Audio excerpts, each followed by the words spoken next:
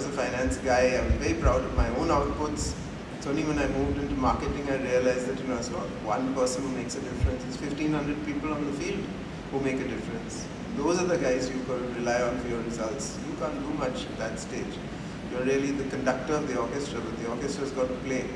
So most functional specialists fail to see this. They always think of themselves as experts. I will do a great job. But what you do becomes totally inconsequential as you go higher up the ladder.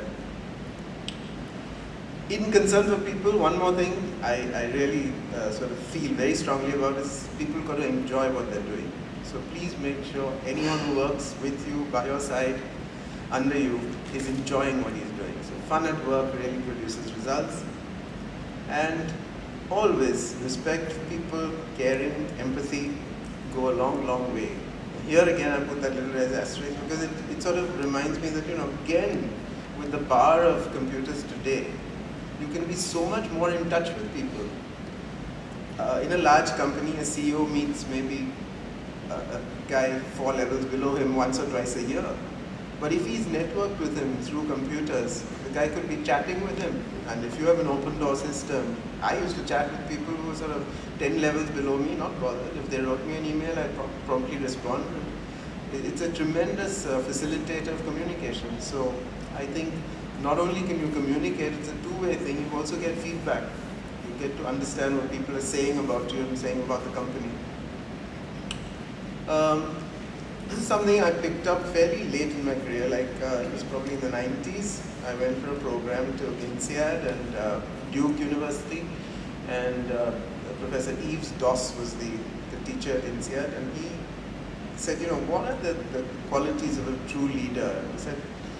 And he sort of built it up, but finally, at the end of the day, it was like the most important quality of a leader is facilitation. If a leader can see himself as somebody who just facilitates something happening and then get out of the way, that's the best sort of leader. So it again opened my eyes to something which later became very important in life. It's helping people to do their job better. It's not you, they've got to perform, but you can help them to perform. So facilitation, I think, is a tremendous help. So again, another similar thought, guide by the side, much better than sage on the stage. I like that expression. Making the right decisions, I think you'll find this in the checklist of Ashish this morning. I think people have to really think about making the right decision, making the right choices. It's really important. And there's that fine balance between analysis and action, and a boldness in taking swings. This is something I picked up in an interview with Jack Immelt in 2005, where the person asked, you voiced 2 fears when you last spoke to your managers: executives not taking enough swings and GE ceasing to be interesting.